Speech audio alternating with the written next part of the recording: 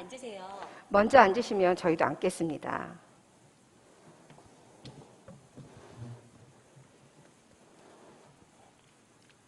선생님, 제가 질문 하나 드려도 되겠습니까? 선생님께서 만일 오늘이라도 이 세상을 떠나신다면 천국에 들어간다는 것을 확신하고 계십니까? 아니요. 저는 그런 확신이 없습니다.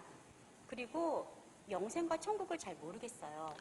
네, 그러시군요. 저도 처음에는 잘 몰랐습니다. 그런데 성경을 통하여 그 사실을 알게 되었습니다. 성경은 내가 너희에게 이것을 쓰는 것은 너희로 하여금 너희에게 영생이 있음을 알게 하려 함이라 라고 말씀하십니다. 성경이 기록된 목적이 바로 우리에게 영생이 있음을 알려주어 확신을 갖도록 하기 위함이죠. 어떠세요? 정 권사님은 만일 오늘이라도 이 세상을 떠나신다면 천국에 들어간다는 것을 확신하시는지요? 네, 물론이지요. 최 집사님도 확신이 있으세요? 예, 저도 확신합니다. 저희는 이렇게 영생의 확신을 가지고 기쁘게 살고 있습니다. 선생님, 제가 어떻게 영생을 얻게 되었는지, 선생님도 어떻게 하면 저희들처럼 영생을 얻어 천국에 들어간다는 것을 확신할 수 있는지 말씀드려도 되겠습니까? 네, 말씀해 주십시오. 그 말씀을 드리기 전에 질문을 하나만 더 드리겠습니다. 선생님은 어떻게 하면 영생을 얻어 천국에 들어갈 수 있다고 생각하십니까? 저는 선한 행위 때문이라고 말씀드릴 수 있을 것 같아요. 그러니까 선생님은 선한 행위 때문이란 말씀이시죠. 제가 선생님의 대답을 바로 이해했나요? 네, 선생님의 대답을 듣고 보니 선생님께 가장 기쁜 소식을 전해드릴 수 있겠군요. 그 기쁜 소식은 영생은 값없이 주시는 하나님의 선물입니다. 그러므로 영생은 돈이나 공로나 자격으로 얻는 것이 아닙니다. 성경은 너희는 그 은혜에 의하여 구원을 받았으니 이것은 너희에게서 난 것이 아니요 하나님의 선물이라. 행위에서 난 것이 아니니 이는 누구든지 자랑하지 못하게 함이라 라고 말씀하십니다.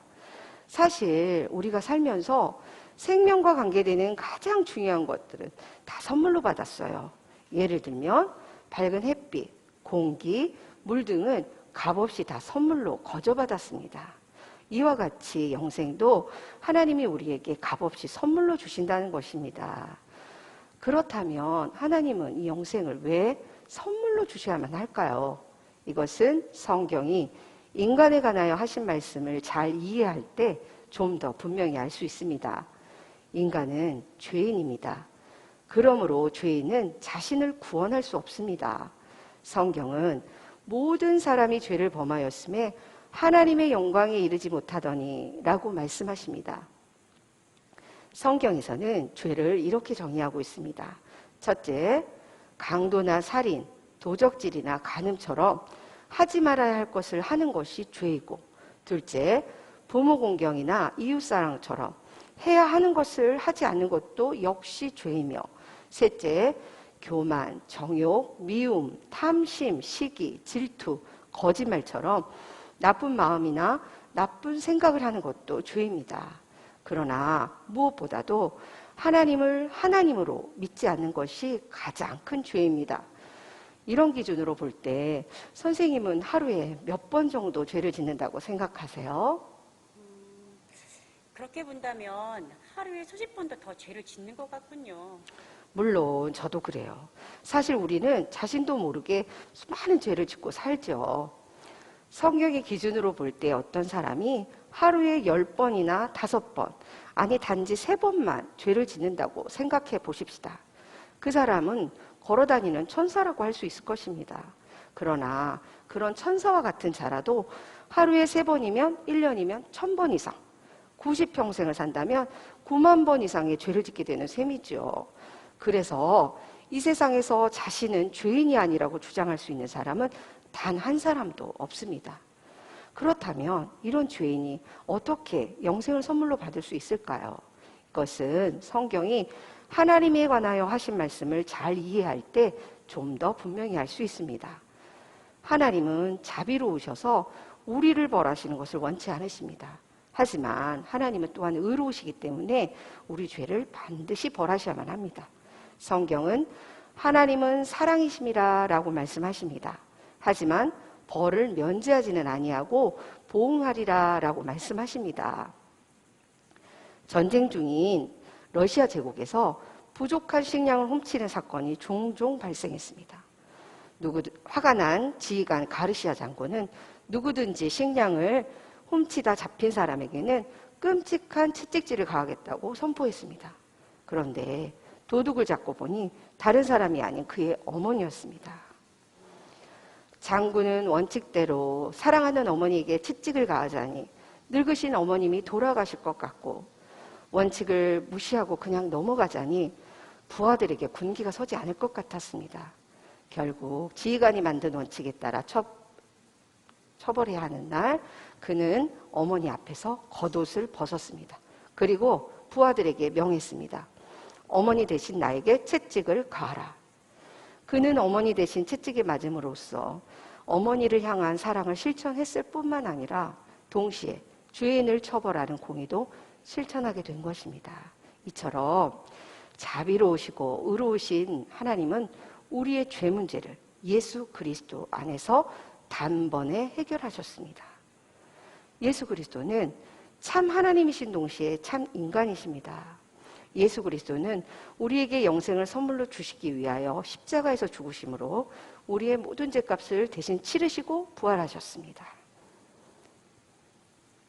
이 책이 제가 지금까지 태어나서 지은 모든 죄와 모든 생각, 모든 말, 모든 행위가 낱낱이 기록되어 있는 책이라고 생각해 보십시다. 성경은 어느 날 이 책이 하나님 앞에 펼쳐지고 제가 행한 대로 심판을 받게 될 것이라고 말씀하십니다. 그런데 바로 이 책에 기록된 저희 죄가 문제입니다. 하나님은 저를 사랑하시기 때문에 저를 벌하실 수도 없고, 또한 하나님은 의로우시기 때문에 저의 죄는 반드시 벌하셔야만 합니다. 이 문제를 해결하기 위하여 하나님은 그의 사랑하시는 아들 예수 그리스도를 이 세상에 보내셨습니다. 성경은 우리는 다 양 같아서 그릇 행하여 각기 제 길로 갔거늘 여호와께서는 우리 모두의 죄악을 그에게, 예수 그리스도에게 담당시키셨도다라고 말씀하십니다. 하나님이 미워하시는 저의 모든 죄가 그의 사랑하시는 아들 예수 그리스도에게로 옮겨졌습니다. 예수 그리스도는 그 자신의 몸으로 우리의 모든 죄값을 치르시기 위하여 친히 십자가에 달려 돌아가셨습니다. 십자가 위에서 우리의 죄값이 다 치러졌을 때 예수 그리스도께서는 다 이루었다라고 말씀하셨습니다. 범죄한 우리의 모든 죄값을 예수 그리스도께서 대신 갚아주신 것입니다. 예수 그리스도는 우리의 모든 죄값을 치르신 후 사흘 만에 부활하셔서 우리에게 영생을 선물로 주시기 위하여 승천하셨습니다. 지금 예수님은 영생을 선물로 주시고자 하십니다. 그렇다면 이 영생의 선물을 우리가 어떻게 받을 수가 있을까요? 이 영생의 선물은 오직 예수 그리스도를 믿음으로 받습니다. 그러나 중요한 사실은 단순한 지식적 동의와 일시적 현세적 믿음은 구원받는 믿음이 아닙니다. 구원받는 참 믿음은 우리의 구원을 위해서 오직 예수 그리스도만을 신뢰하는 것입니다.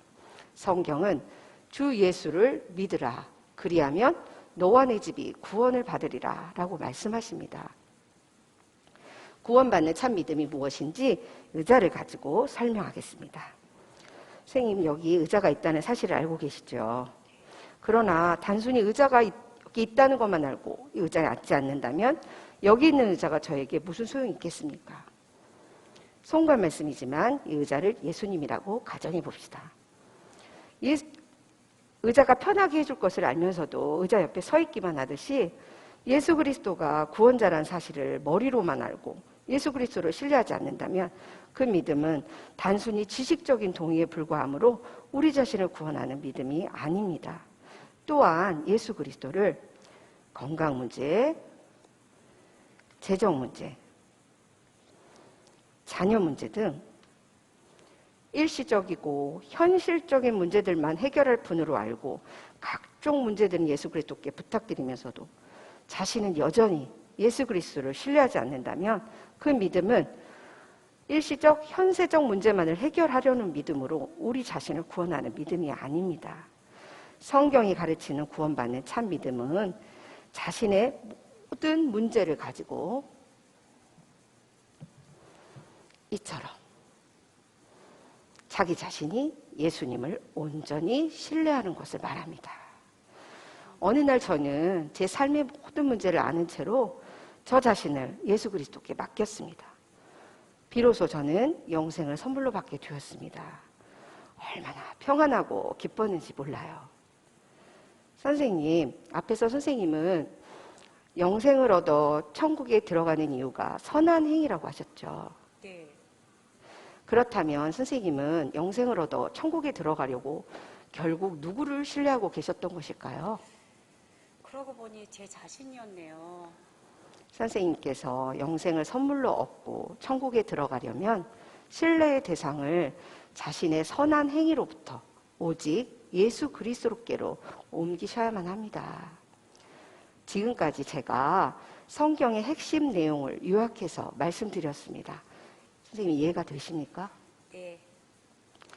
지금 이 시간 온 우주 만물을 창조하신 하나님께서 선생님께 사랑하는 딸아, 내가 너에게 이 영생의 선물을 주려고 하는데 받겠느냐? 라고 물으신다면 선생님은 이 영생의 선물을 받기 원하십니까?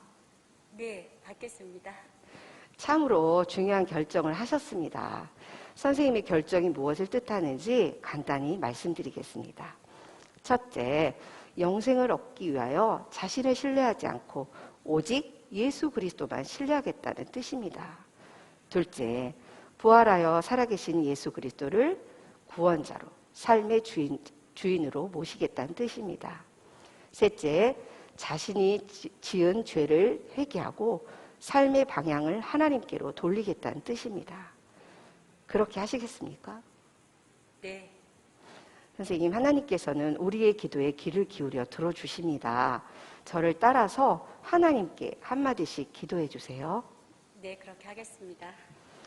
하나님 아버지, 지금까지 저는 지금까지 저는 제 자신을 믿고 살아온 죄인입니다. 제 자신을 믿고 살아온 죄인입니다. 저의 죄를 회개하오니 저의 죄를 회개하오니 용서해 주십시오. 용서해 주십시오. 예수님이 저의 죄 때문에 예수님이 저의 죄 때문에 십자가에서 죽으시고 십자가에서 죽으시고 부활하신 것을 믿습니다. 부활하신 것을 믿습니다. 지금 이 시간 지금 이 시간 제 마음의 문을 엽니다. 제 마음의 문을 엽니다. 예수님이 제 마음에 들어오셔서 예수님이 제 마음에 들어오셔서 저의 구원자와 저의 구원자와 삶의 주인이 되어 주십시오. 삶의 주인이 되어 주십시오. 이제부터 하나님 앞에 설 때까지 하나님 앞에 설 때까지 저의 삶을 인도해 주십시오. 저의 삶을 인도해 주십시오. 예수님의 이름으로 기도드립니다. 예수님의 이름으로 기도드립니다. 아멘. 아멘. 제가 선생님을 위하여 기도하겠습니다. 하나님 아버지 감사드립니다. 영접하는 자, 곧 그 이름을 믿는 자들에게는 하나님의 자녀가 되는 권세를 주신다는 말씀대로 하나님의 자녀가 되게 해주셔서 감사드립니다. 동이 서에서 먼 것 같이 내 죄를 멀리 옮겼느니라 다시는 내 죄를 기억치 아니하리라는 말씀대로 우리 선생님에게 죄 용서의 확신을 주시고 나를 믿는 자는 멸망치 않고 영생을 얻으리라는 말씀대로 구원의 확신을 주시옵소서. 예수님의 이름으로 기도드립니다. 아멘. 아멘. 이제 선생님이 지금 기도한 일이 무엇을 의미하는지 예수 그리스도께서 하신 말씀을 읽어주시면 좋겠습니다. 여기를 읽어주시겠어요? 진실로 진실로 너희에게 이르노니 믿는 자는 영생을 가졌나니. 예수 그리스도를 믿는 자는 무엇을 가졌다고 했나요? 영생을요. 영생을 가질 것이라고 했나요? 아니면 이미 가졌다고 했나요? 가졌다고 했네요. 여기 너희에게와 예수 그리스도를 믿는 자에 선생님의 이름을 넣어서 읽어주시겠어요? 진실로 진실로 서은지에게 이르노니 믿는 서은지는 영생을 가졌나니. 이 말씀에 근거해서 한 번 더 질문을 드리겠습니다. 선생님, 이 말씀에 근거해서 선생님은 영생을 얻었기에 만일 오늘이라도 이 세상을 떠나신다면 천국에 들어간다는 확신이 있으신지요? 네, 있습니다. 이 말씀에 근거해서 선생님은 천국에 들어갈 수 있는 이유가 무엇이라고 생각하십니까? 예수 그리스도를 믿기 때문입니다. 오늘 예수 그리스도를 믿고 영생을 얻어 하나님의 자녀가 되신 것을 축하드립니다. 감사합니다. 오늘이 제게 매우 특별한 날이 되었네요.